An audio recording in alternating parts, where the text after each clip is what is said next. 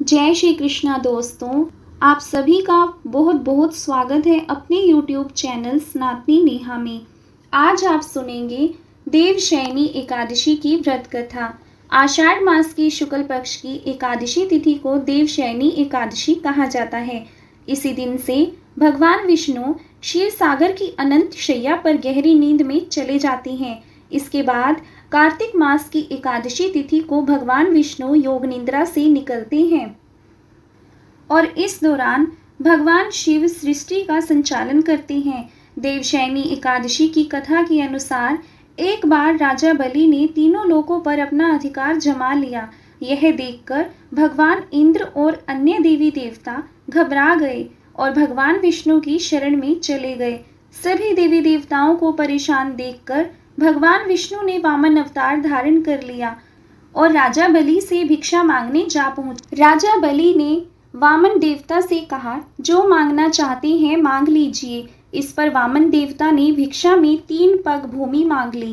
पहले और दूसरे पग में वामन देवता ने धरती और आकाश और पूरा संसार नाप लिया। जब तीसरे पग के लिए कोई जगह नहीं बची तो राजा बलि से वामन देवता ने पूछा कि तीसरे पग मैं कहाँ रखूं? तब राजा बलि ने अपना सर आगे कर दिया। वामन अवतार में भगवान विष्णु राजा बलि को देखकर बहुत प्रसन्न हुए और उनसे वरदान मांगने को कहा। राजा बलि ने उनसे वरदान मांगा कि आप पाताल लोक में जाकर बस जाएं। राजा बलि की बात मानकर उनको पाताल में जाना पड़ा। ऐसा करने से सभी देवी देवता और माँ लक्ष्मी परेशान हो गए और अब अपने पति विष्णु जी को वापस लाने के लिए माँ लक्ष्मी एक गरीब स्त्री का भेष धारण करके राजा बलि के पास गई और उन्हें अपना भाई बनाकर राखी बांध दी और उन्होंने उपहार के रूप में श्री विष्णु भगवान जी को पाताल लोक में वापस ले जाने का वरदान ले लिया।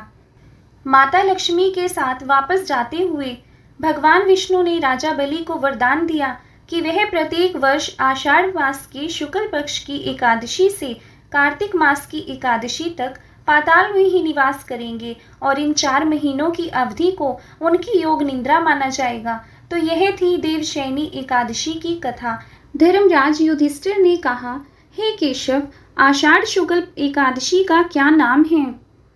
इस व्रत के करने की विधि क्या है और किस देवता का पूजन किया जाता है? श्री कृष्ण कहने लगे कि हे युधिष्ठिर, जिस कथा को ब्रह्मा जी ने नारद जी से कहा था वही मैं तुमसे कहता हूँ। एक समय नारद जी ने ब्रह्मा जी से यही प्रश्न किया था।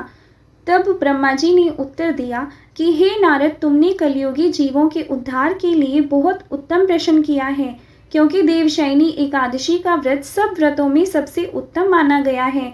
इस व्रत से समस्त पाप नष्ट हो जाते हैं और जो भी मनुष्य इस व्रत को नहीं करते वे नरकगामी होते हैं। इस व्रत के करने से भगवान विष्णु प्रसन्न होते हैं। इस एकादशी का नाम पद्मा है। अब मैं तुमसे एक पौराणिक कथा कहता हूँ, तुम मन लगाकर सुनो। सूर्यवंश में मानधाता नाम का एक चक्रवर्ती राजा हुआ है जो सत्यवादी और महान प्रतापी था। वह अपनी प्रजा का पुत्र की भांति पालन किया करता था। उसकी सारी प्रजा धन धान्य से भरपूर और सुखी थी। उसके राज्य में कभी अकाल नहीं पड़ता था। एक समय उस राजा के राज्य में 3 वर्ष तक वर्षा नहीं हुई और अकाल पड़ गया। प्रजा अन्न की कमी के कारण अत्यंत दुखी हुई। अन्न के ना होने से राज्य में यज्ञादि भी बंद हो गए। एक दिन प्रजा राजा के पास जाकर कहने लगी कि हे राजा, सारी प्रजा त्राहि त्राहि पुकार रही है, क्योंकि समस्त विश्व की सृष्टि का कारण वर्षा है।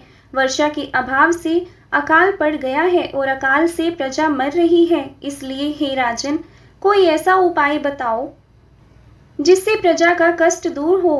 राजा मानधाता कहने लगे कि आप लोग ठीक कह रहे हैं, वर्षा से ही अन्न उत्पन्न होता है और आप लोग वर्षा ना होने से अत्यंत दुखी हो गए हैं।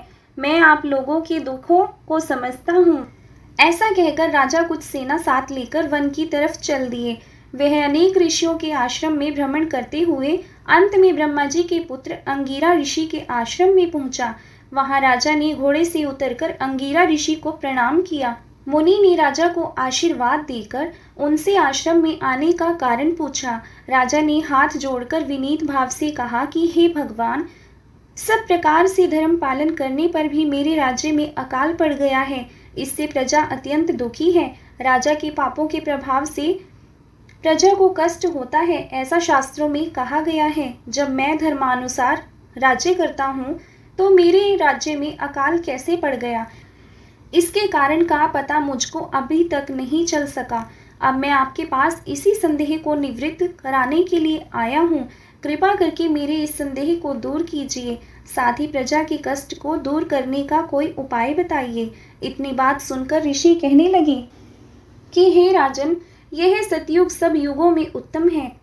इसमें धर्म को चारों चरण सम्मिलित हैं, अर्थात इस युग में धर्म की सबसे अधिक उन्नति है। लोग ब्रह्मा की उपासना करते हैं और केवल ब्राह्मणों को ही वेद पढ़ने का अधिकार है।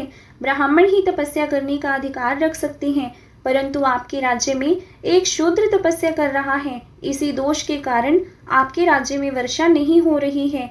इसलिए यदि प्रजा का भला चाहते हो तो उस शूद्र का वध कर दो।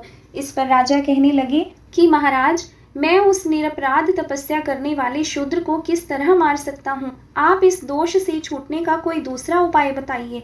तब ऋषि कहने लगे कि हे राजन, यदि तुम अन्य उपाय जानना चाहते हो तो सुनो। आषाढ़ मास के शुक्ल पक्ष की पद्मा नाम की एकादशी का विधि पूर्वक व्रत करो।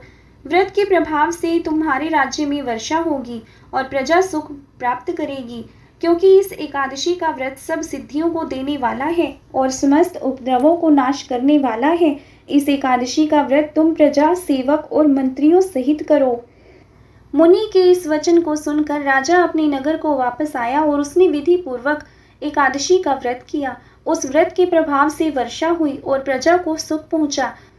अतः इस मास की एकादशी का व्रत सब मनुष्य को करना चाहिए। शरीर और मन को नया किया जा सकता है। और परलोक में मुक्ति देने वाला है। चंद्रमा इस कथा को पढ़ने और सुनने से मनुष्य के समस्त पाप नष्ट हो जाते हैं। इस दौरान तो यह थी तेज तत्व या एकादशी की का व्रत प्रभाव कथा। कमजोर आपको होने यह से व्रत कार्यों कथा में कैसी बाधाएं लगी आ कमेंट जाती हैं बॉक्स में और जरूर परिणाम बताएं भी शुभ और हमारे नहीं चैनल होते को हैं। सब्सक्राइब यही करना कारण ना है कि भूलें। इन 4 जय श्री महीनों में कृष्णा। कोई भी शुभ कार्य नहीं किया